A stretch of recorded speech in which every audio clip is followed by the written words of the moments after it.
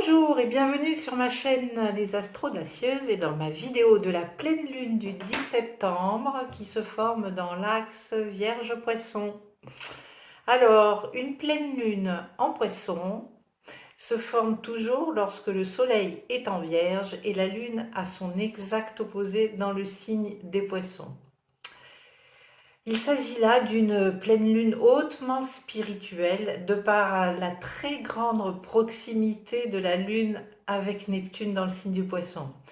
Et donc cette pleine lune, de ce fait, nous parle beaucoup de notre chemin, de notre évolution spirituelle. Alors cette pleine lune forme une figure géométrique dans notre ciel, un rectangle avec une croix à l'intérieur. Alors, j'ai mis en pause 2 secondes parce que je suis allée chercher mon petit schéma qui est un peu un gribouillis pour vous montrer ce rectangle-là. Voilà, et à l'intérieur, il y a ces deux traits rouges qui forment en fait deux oppositions, c'est-à-dire que aux quatre coins, voilà, il y a des oppositions. Alors, les traits bleus, ce sont des aspects, on va dire, harmoniques, et l'opposition, ce sont des... On va pas dire que... J'aime pas trop ce terme opposition, parce qu'en même temps, c'est une mise en lumière. Donc, voilà. Et dans ce rectangle, alors dans la Vierge, dans le signe de la Vierge, il y a le Soleil. Dans le signe du Scorpion, il y a le nœud sud. Dans le signe du Poisson, il y a donc la Lune et Neptune. Et dans le signe du Taureau, à cet angle du rectangle, il y a donc Uranus et le nœud nord. Et donc les oppositions, ce sont à la fois l'axe des luminaires avec la pleine lune, puisque le soleil est opposé à la lune, et donc l'axe des nœuds lunaires avec qui est en oui voilà, avec le nœud nord ici et le nœud sud en scorpion à l'opposé. Donc voilà, et ce sont des aspects directement liés à la pleine lune. Euh, et donc cette configuration, c'est vraiment une ouverture cosmique pour nous amener à un niveau de conscience et de spiritualité vraiment beaucoup plus élevé et plus ancré, même dans la matière. Alors la spécificité, on va dire, ou la particularité de cette pleine lune est qu'il y a 7 planètes rétrogrades sur 10, ce qui est quand même pas mal, parce que le jour de la pleine lune, le 10, donc le 10 septembre, Mercure va rentrer, qui est en balance, va rentrer dans sa 3e boucle de rétrogradation de l'année. Et elle va ainsi rejoindre déjà Saturne, Jupiter, Pluton, Neptune, Uranus et Chiron qui sont déjà rétrogrades. Et ça, tout ça, c'est vraiment beaucoup d'énergie pour revoir, pour libérer le passé et aussi prendre de nouvelles habitudes. Et vraiment, ces forces en ce moment planétaires, ces forces cosmiques sont vraiment là pour nous soutenir, pour nous amener à prendre des mesures, mais sensées, on va dire, qui ont du sens en connaissance de cause dans la création, justement, de notre nouveau chemin, beaucoup plus spirituel. Et pendant les 3 semaines de la rétrogradation de Mercure, parce qu'elle dure que 3 semaines, mais en même temps, elle est 3 fois dans l'année, donc ça fait 9 semaines de rétrogradation, il y aura vraiment euh, un apport, une quantité incroyable d'informations sur la connaissance de nous-mêmes et sur la conscience de qui nous sommes. Tout ça, ça va venir à nous de façon euh, plus naturelle, on va dire. Et donc, au-delà de ces aspects que je viens de vous présenter, Mercure, qui est quand même la planète de la communication et de l'intellect, a quand même son mot à dire, sans faire de jeu de mots, puisque elle est en opposition à Jupiter. Jupiter qui est dans le signe du Bélier. Et ça nous invite à dire, enfin ça nous dit surtout que notre mode de pensée est prêt au changement. Oui, au changement conscient et inspiré.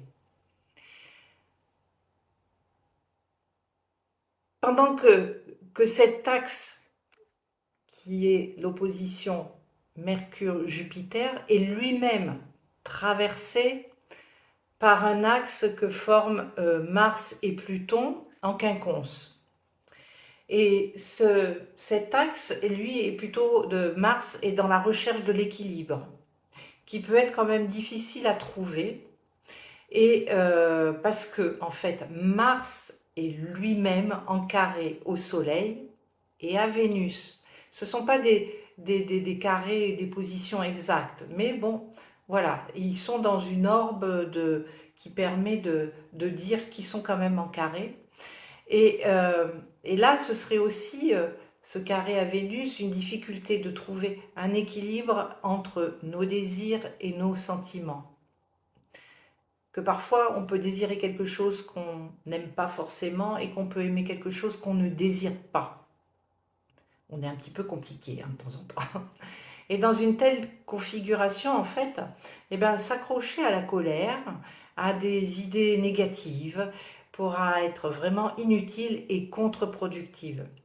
Donc, moi, je vous invite plutôt à choisir le pardon, à lâcher prise, à vous pardonner à vous-même pour vos erreurs, à vous foutre un peu la paix, à foutre la paix aux autres aussi pour leurs erreurs. J'ai appris dernièrement qu'il pouvait y avoir, suite à des malentendus, des choses comme ça, qu'on pouvait les considérer comme des erreurs innocentes et non pas comme des erreurs malveillantes contre nous. C'est vraiment un moment pour faire la paix avec notre vie et avec la vie qui nous présente ce que l'on a besoin. La vie nous veut du bien. C'est notre perception qui dit que c'est mal, que voilà, on n'a pas de chance, que c'est toujours sur nous que ça tombe, que oui, non, la vie nous veut du bien. C'est notre perception, notre mental qui dit que non, c'est pas bien. Donc ce Neptune qui est quand même dans son signe et qui est en Poisson et à côté de la Lune, eh ben c'est vraiment une façon de tracer un nouveau chemin réconciliant pour une vie meilleure.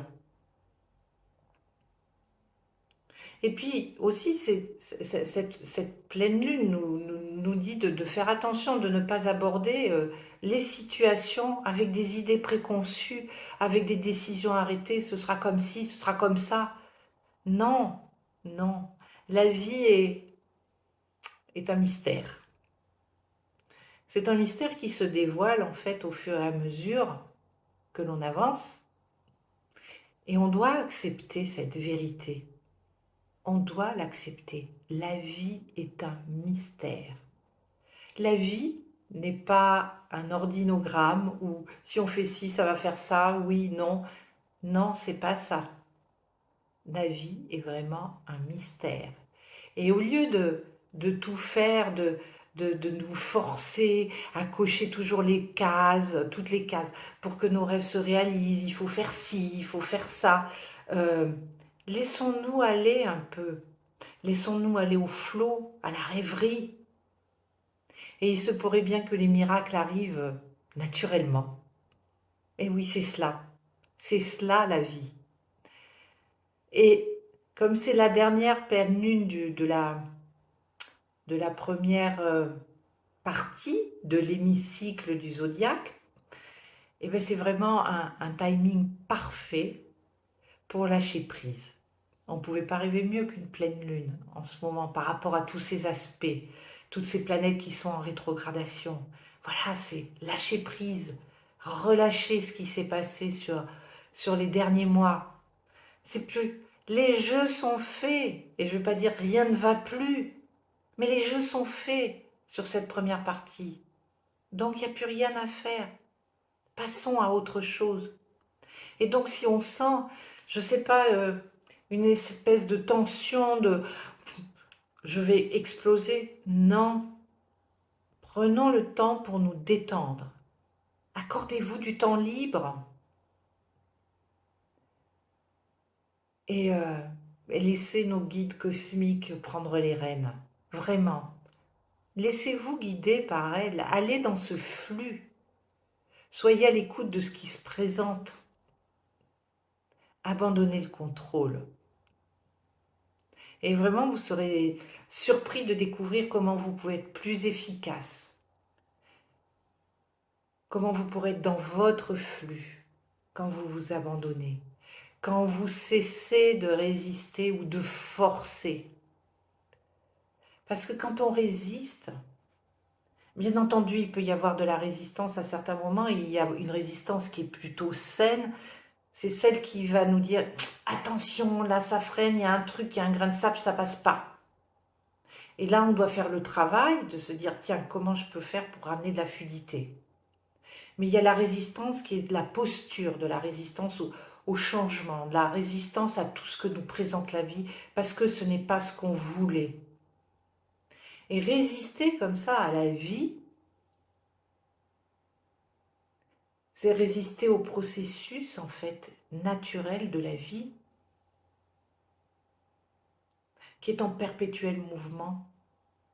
Et que si on se laisse aller dans ce mouvement, il est d'une pureté et d'une fluidité. Donc, cette pleine lune est vraiment une pleine lune spirituelle. Laissez maintenant votre âme, votre cœur devenir votre guide. Parce que votre âme, elle est unique. Votre âme, elle est authentique. Votre âme, elle est aimante. Elle est d'un amour inconditionnel. Ça va vous permettre de renforcer votre chemin. Faites-le consciemment. Mais pour ça, vous devez ralentir. Vraiment. Prenez le temps. Prenez le temps. Ralentissez.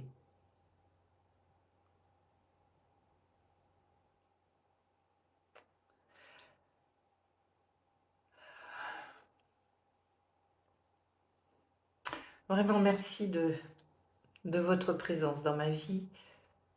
Merci de tout ce que vous faites, de tout ce que vous ferez suite à ces vidéos, ma vidéo, celle d'autres, on va dire d'autres guides, pour créer le monde que vous voulez voir émerger, pour créer un monde plus juste, un monde plus libre, plus humain et plus joyeux. Je vous embrasse.